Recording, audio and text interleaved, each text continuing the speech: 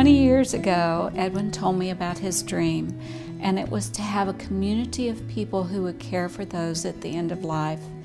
And when he was thinking about it, he thought it would just be simple: a bed, a table, a chair, and a candle.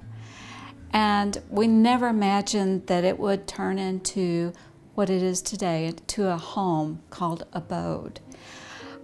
We opened in 2014 with no mortgage, and we could not have done it without the support and the care and the love of so many people. Abode's very unique in San Antonio. It's the only home of its kind like this. That's nonprofit that focuses on care at the end of life through a small staff and many volunteers. We provide care 24 hours a day, and the hospice agencies who refer their patients to us guide us in that care. Abode is a home where we care for up to 3 individuals at a time who are living with a life-limiting illness, and they've gotten to the place where they know that they're going to die.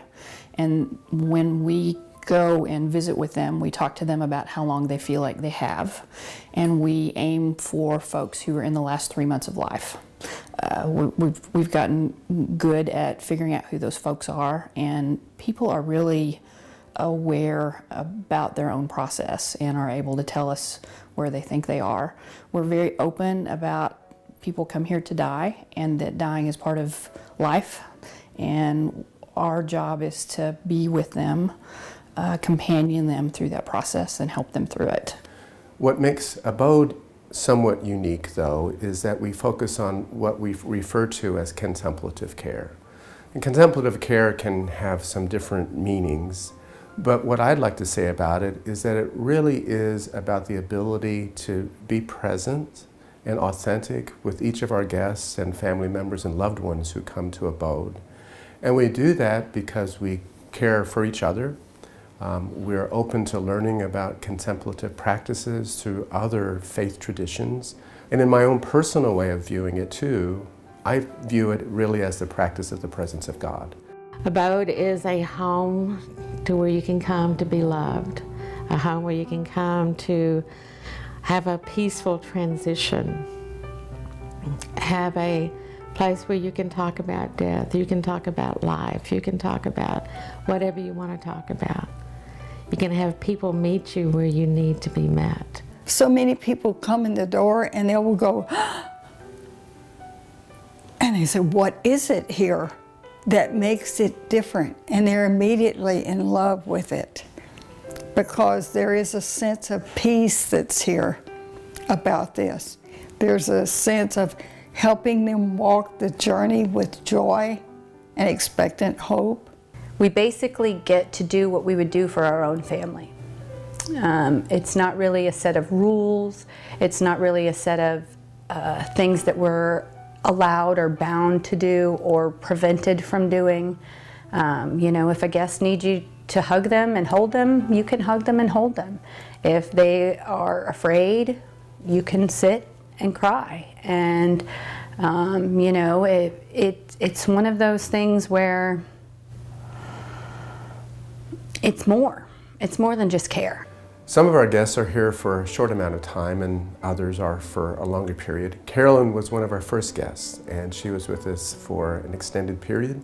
We cared for her, we loved her, she taught us very much about care, and her husband Ed was with us too during that period of time, and continues to give so much to Abode as a volunteer. Carolyn felt like she was home, and that was a wonderful, wonderful experience. That she knew she was home, that she felt that she had that feeling was very gratifying, because I had seen her in her own home all of a sudden get very scared because she didn't recognize her surroundings. And she kept telling me, please take me home, please take me home. And at first I tried the rational thing of saying, but honey, this is our home. And she'd say, take me home. And she asked me so many times, at one point she said, if you don't take me home, I'm either going to call the police or I'm going to call a taxi, but I'm going home. And I realized how much fear she had. It was a fear, it was an anxiety of being home. And to then see her dispel, or not, she didn't dispel it, Abode dispelled that fear. Here she felt totally at home. I think the first or second day that I was with her, I showed her a picture. I was trying to get an idea of how coherent she was, and she had a picture, they had a picture of her and Ed, and I showed it to her, and I asked her, do you remember this picture? She looked at the picture and she said, I love everything about that man. And I was so touched by that. And then Ed came in about an hour later or so, and I was excited to be able to tell him that what she had said. And the look on his face was so touching. He clasped his heart. He went, ah. And he said, those kinds of things make this whole thing bearable. And for me to know my wife not only is at home, but she knows she's there.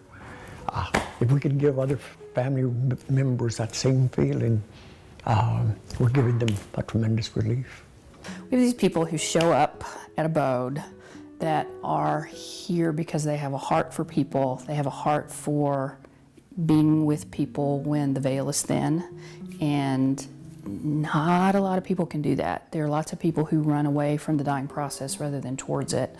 And these people can sit in the midst of it and be solid and gentle and loving, and that oozes to everybody else in the house. They're wonderful. They're absolutely wonderful. I started first volunteering as a general volunteer, that helping do the cleaning or dishes or whatever they need to. But since I start coming more often, I met the guests, and it's been completely different. It's been a very wonderful experience for me, being able to comfort or to make a companion for them, and at the same time I learn from them. It's a very unique experience. I cannot describe it. It's been such a good experience for me. I volunteer on Mondays and Tuesdays here at Abode, and cooking is my passion to begin with, and so I'm able to give back. Lunch is an important thing here because there's a large group of us that are here. Certain people come Mondays, certain people different days of the week, but we're able to all get together and share. You could have your worst day and you come here and it's all better. You know what you're here for. At Abode, we have cared for people who are homeless, and others who lack adequate housing and caregiving. And that need that people have at the end of life for a place to be safe, a place where people can be there with them to help provide care, is really needed. So what Abode does is it really fills that gap. One of the parts of my job that I love is being able to go to a hospital or go to someone's house, and the person knows they can't stay in the hospital, they can't stay at home anymore, they can't have the care they need. And they've had the referral, and I get to tell them about Abode. I get to tell them about this beautiful house and the opportunity to come and be in a room with these French doors and these people who are going to care for them and love them. And then I get to say, and it doesn't cost anything. And more often than not, they look at me and say, "What did you just say? What do you mean it doesn't cost anything?" It doesn't cost anything. And lots of these families have been decimated by medical costs, or there's no family to speak of. They just don't know how they're going to do it. And my goodness, it's quite something to be able to offer what we do here to someone who needs it so badly. I was diagnosed with cancer back in May of 2016. It got to the point where I could no longer take care of myself. We heard about Vistas, I believe. They recommended this place, and it's God's gift from heaven. It's beautiful. I'm in heaven already, believe it or not. I'm 3/4 of the way there, and if this is what heaven's all about, I'm looking so forward to it. I don't fear death, and for whatever reasons, I don't know. I've never liked pain, and I fear the pain part of it, which I don't want to feel. And right here, I'm not feeling any pain because it's being taken care of, and making it very comfortable. But like I said, I mean, That's the only fear I have. I mean, I'm very comfortable, and you can see the surroundings. I mean, who wouldn't want to pass away?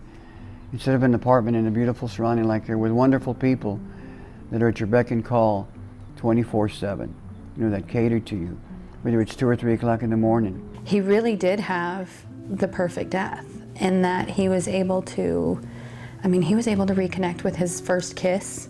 He was able to talk to all the people who he needed to say I'm sorry to, and all the people he needed to say I love you to.